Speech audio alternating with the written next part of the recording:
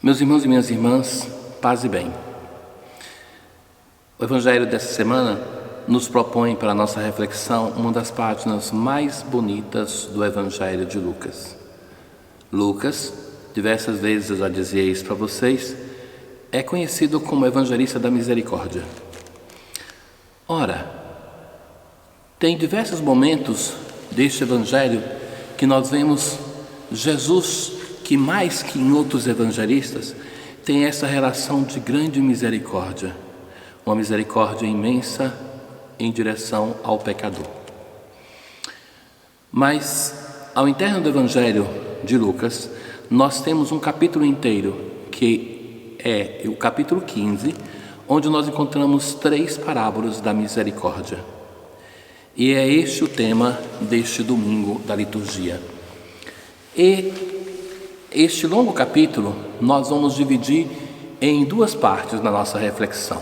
Essa primeira reflexão, que nós vamos tomar em consideração as 2 primeiras parábolas, e um segundo vídeo, onde nós vamos falar daquela parábola que é a mais famosa dos evangelhos.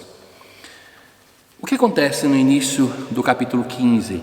E eu acredito que, para o tempo de Jesus, para aquelas pessoas que conviviam com ele, aquilo que Jesus anunciava era um grande desafio.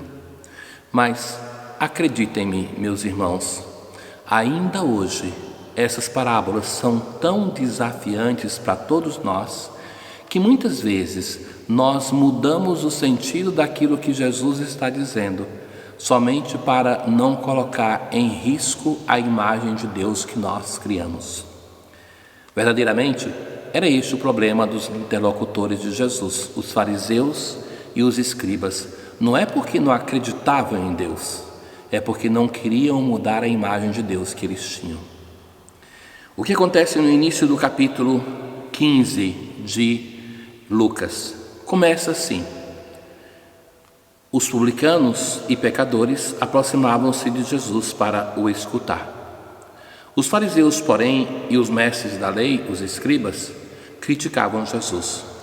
Este homem acolhe os pecadores e faz refeição com eles. Então Jesus contou-lhes esta parábola.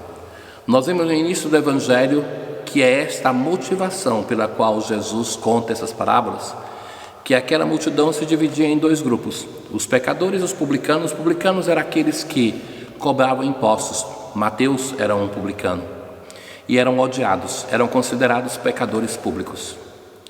E de outra parte tinha aqueles que se consideravam santos e justos, os fariseus e escribas. E vejam, eram pessoas, digamos assim, de vida intensa de igreja. No mesmo Evangelho de Lucas se diz que eles pagavam dízimo por si e pelos outros, rezavam por si e pelos outros, faziam penitência por si e pelos outros. É aquela pessoa religiosa que seria o sonho de qualquer pastor. Então esses que se consideravam santos olham Jesus com os pecadores e dizem para os discípulos de Jesus: o vosso mestre não só come com os pecadores, mas acolhe os pecadores da sua casa.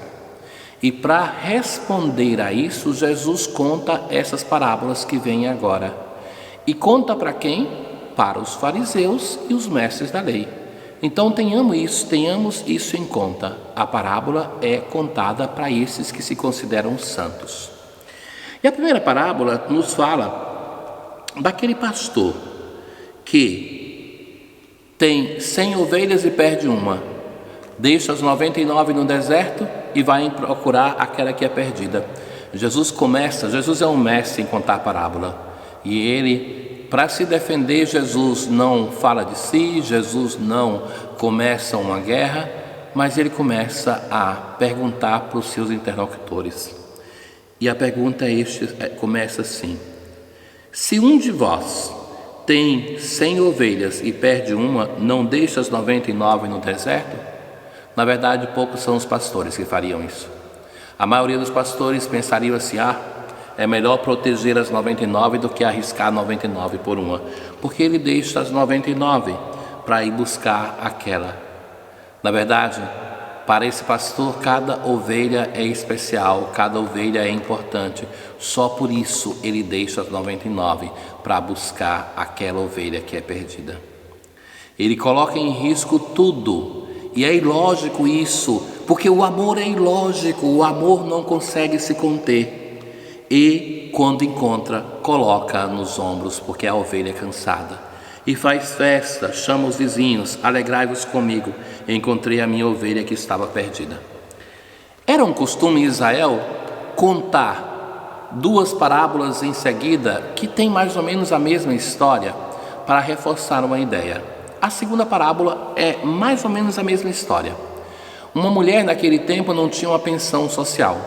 Ela tinha que acumular em vida do marido um patrimônio.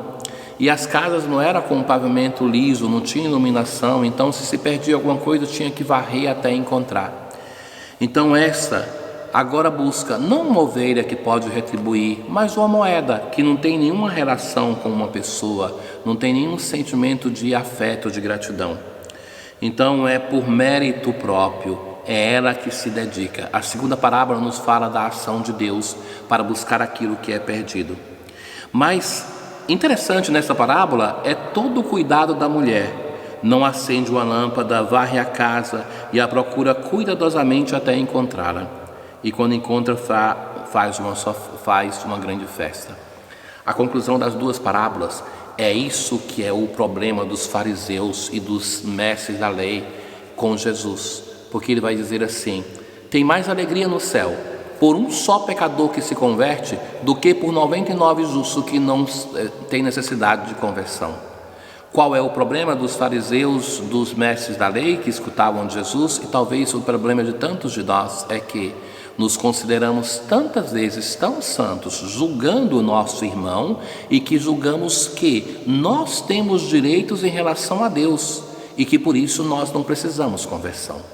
Todos nós devemos nos reconhecer diante de Deus que somos pecadores e que temos necessidade sempre de conversão, porque de um outro modo nós começamos diante de Deus a sentir que nós temos direito a todas as coisas e nós perdemos a grande chance de estabelecer com o nosso Deus, com o outro, uma relação de gratidão. Essa é a primeira mensagem. A última parábola é ainda mais interessante. Paz.